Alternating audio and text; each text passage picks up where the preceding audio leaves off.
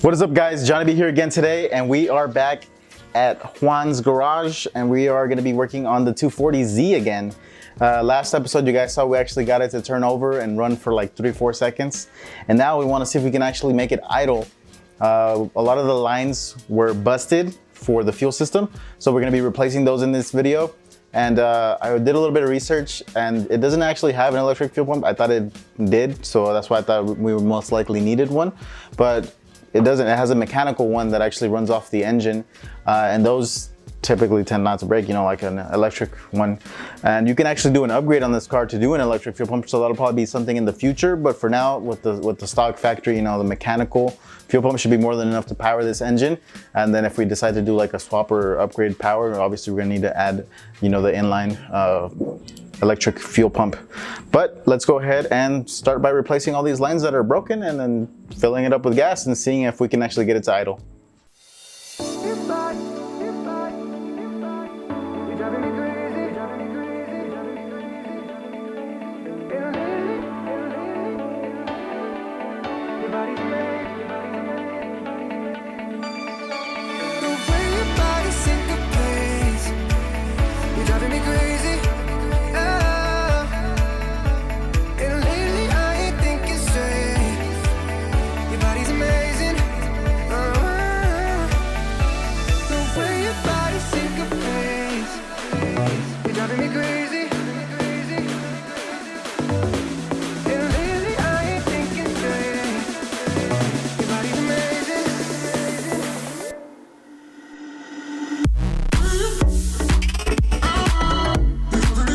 We went ahead and followed the lines from the front, and it looks like the metal part ends here behind, like right beside the diff, and then from the diff to the actual tank, it's all a rubber line, and they look like they're really hard. It even looks like it was leaking here at one point because it's like a bit of a different color and it's kind of cracked, and I don't know, they're just really stiff. Ooh, and I just pushed this right now and it's actually just like fully open on this section over here.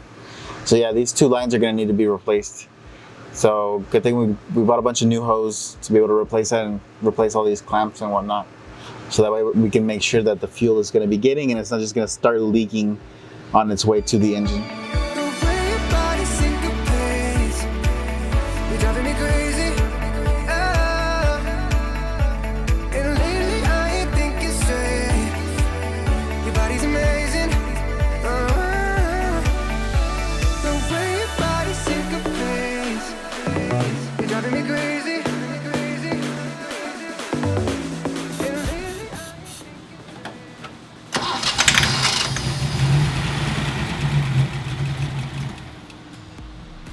Got fuel!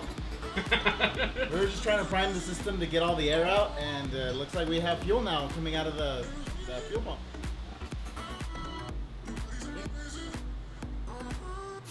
Lay it down.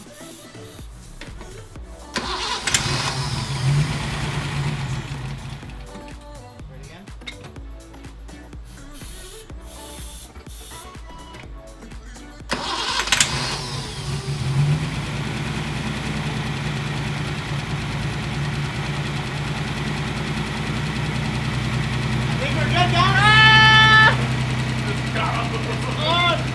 It's running under its own fuel.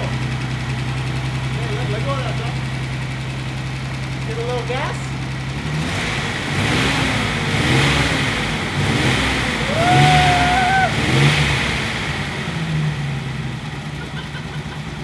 It's all for me.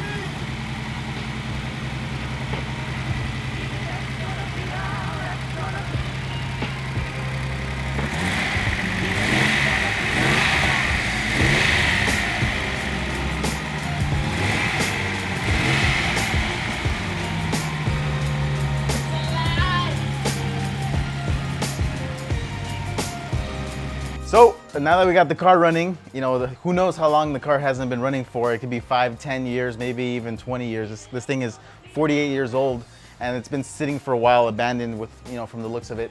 And for us to get the car running is just an amazing feat. Now the next thing, you know, that I would want to do is to just drive it. But the issue is that the tires are a little bit dry rotted, so we need to replace those. But I do want to check to see if the transmission works or the clutch. So if we can get, the wheel to move, we're gonna know the transmission is good. And then let me know if like the clutch is like able to disengage it and engage it. So we can probably figure out what to do in the next episode. So let's try that first. So this is a 4-speed and it runs through every single gear. So let's go ahead and throw it in neutral. The clutch does feel a little weird. I'm not sure if it's got enough feedback as I would like. So let's turn it on. And keep in mind, this is turning it on by itself with no starting fluid, no nothing.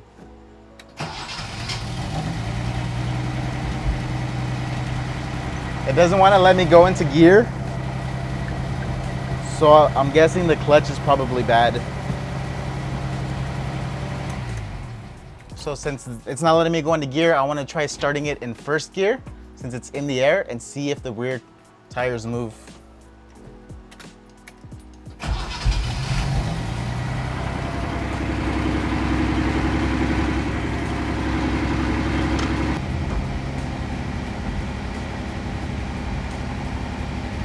Is it moving? Yeah? Oh, looks like it's an open diff, so only one wheel's moving. So the car actually moves under its own power. Unfortunately, the clutch doesn't want to disengage it, the clutch itself, the clutch pedal. So I'm guessing that either the master cylinder or the slave cylinder, or there's just no oil pressure in there. So we might as well just replace the whole system since we don't know how old the system is and the line is probably rotted. If I probably look over there, I'll probably find that the line is literally just going to be rotted, but might as well just replace everything to make sure that everything's brand new, since at this point of the car, we're pretty much going to be restoring it and we want everything to be new in the car, so that way it's not going to be giving us any issues and we can possibly daily drive it, use it as, he's going to be using it. This is actually our friend's car. He's actually going to be trying to drive it around as like fun weekend car. So I think that'll be cool. Might as well replace everything while we're at it and get everything up and running. So hopefully the clutch is good. I can't tell if the clutch is good just yet. It is engaging, but if we need to replace that, we'll replace that at any given time. But for next episode, probably going to be replacing the master with the line and the slave cylinder. So get that clutch pedal working and get tires to be able to actually drive the car around, put the seat back in. And I think that'll be cool for the next video to kind of see it driving around. So if you guys are interested in seeing that, make sure you stay tuned, subscribe to the channel, and we'll see you next video.